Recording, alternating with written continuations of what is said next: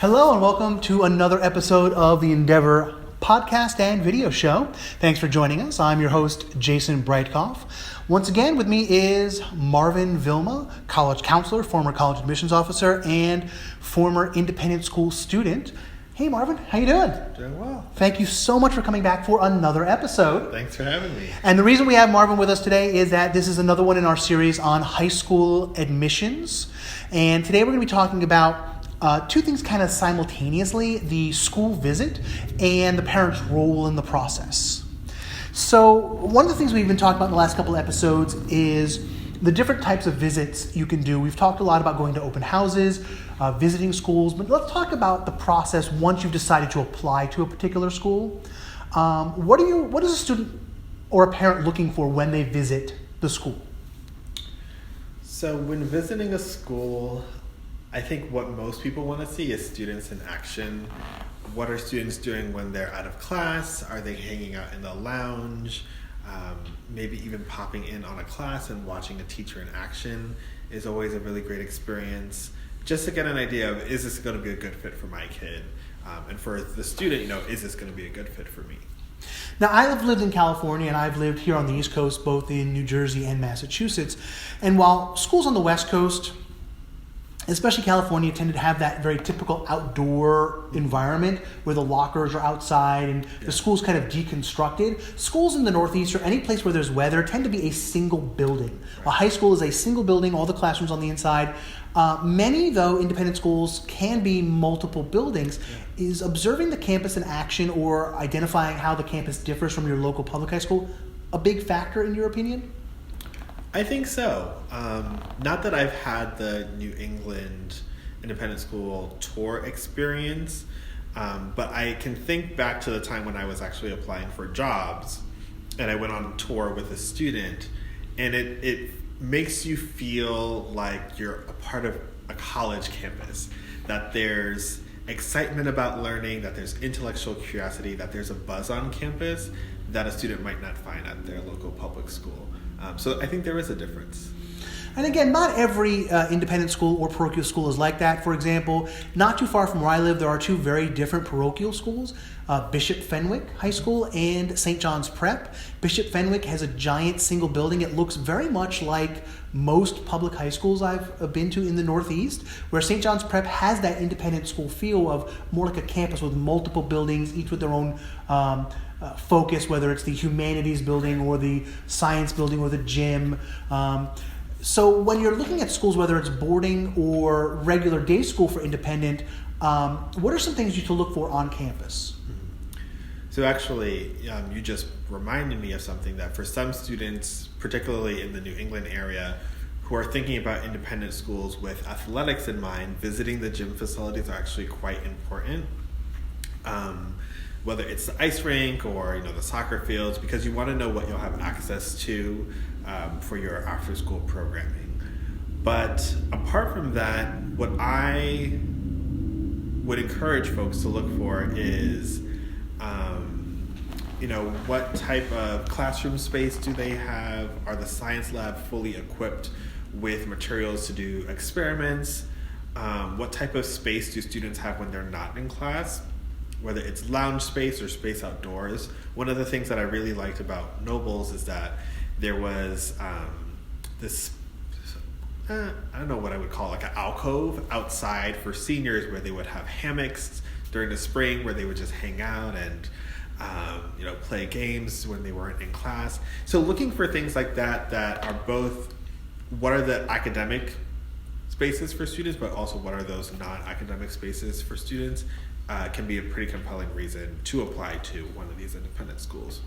So you're talking about hammocks and spaces for students. Let's talk about probably the most important space for students at boarding schools, which are the dorms. Mm-hmm. What should parents and students look for if they're able to tour a dorm building or the dorm facilities, plural?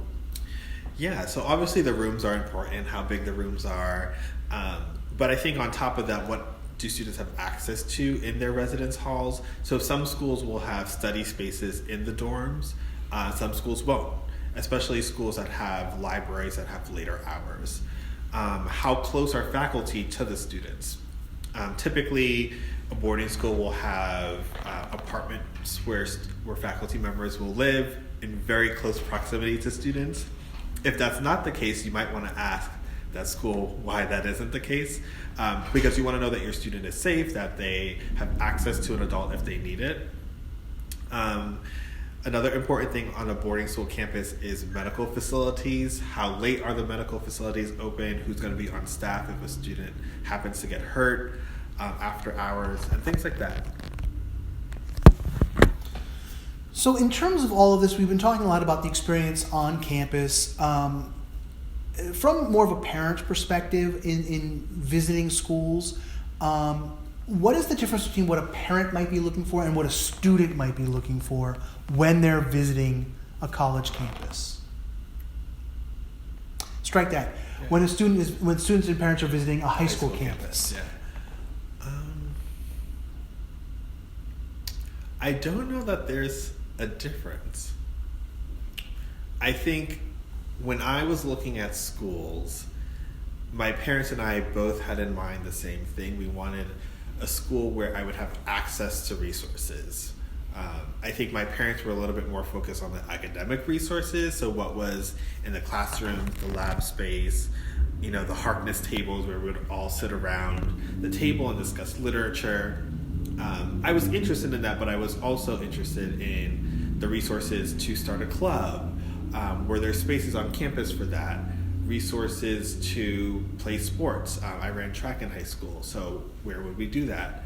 And things like that. So I actually think that my parents and I agreed that the most important thing was a school where I would be able to explore my many interests on campus, but also, if not on campus, have access to opportunities off campus, whether that was through internships. So my school was big on providing summer internships and academic year internships for students. So there can be a whole plethora of things, but for the most part, I think I was on the same page with my parents. One thing I want to make folks aware of, when you're visiting a high school, that's an independent school or parochial school, whether it's a day school or boarding, is that this is a high school, and the students on campus, especially if you're visiting during the time of the year where there are students on campus having classes, etc., is that it is a high school. It's not like a college campus where you're working with an environment where the students are all adults. So if you are used to visiting a college with some of your students, your children, you might feel comfortable walking around, interacting with students. Be careful of interacting with high school students. They are underage, and some of the rules about just wandering campus would be different. Like, I've spoken with several of our other college counselors, whether it was Allison Burr or Dr. Wanda Montañez in previous episodes that have already posted. Please check them out. And they've talked about visiting the college campus and just wandering around and taking it all in. I don't know if you'd want to do that when visiting a high school campus. Yeah, you don't want to do that on a high school campus, primarily for security reasons. Typically, I think most schools will have a tour guide a family through the campus during their visit. So you will have the opportunity to see campus with a member of the school community. Right, and that is the same that we've talked about in our previous discussions of touring and visiting college campuses. But one of the things that we've always talked about with those college campus visits is just heading out on your own.